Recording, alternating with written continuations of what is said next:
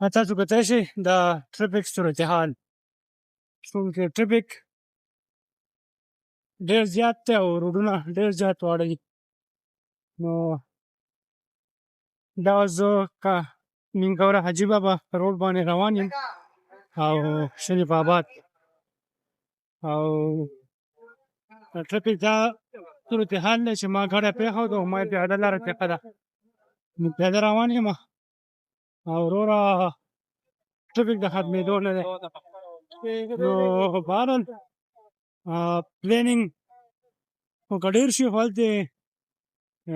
ټرافیک سیوا ده ډېر زیات رشکې دي او بیا ګاډي دي موټرسایکلې دي همدغه روډونه دي ګورنمنټ له اوسه پورې داسې څه بایپاس یې جوړې نه کړې نه یې فلای اوور یې جوړې کړې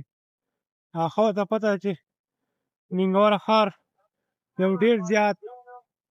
ټرافیک ستونزه لري خو د هغې د حل کېدو دپاره د هغو څه لاره نشته نو پکار ده چې مستقبل کې هر څوک راځي یا دا ګورنمنټ له هم پکار ده چې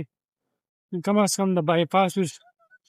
جوړې کړي د هغې لپاره څه پلانینګ وکړي فلای اوور یې جوړې کړي بار بار نو دا خلک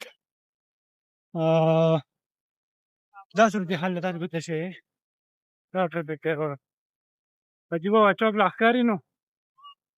او ټرافیک صورتحال دا ده چې ډېر زیات ګمبیر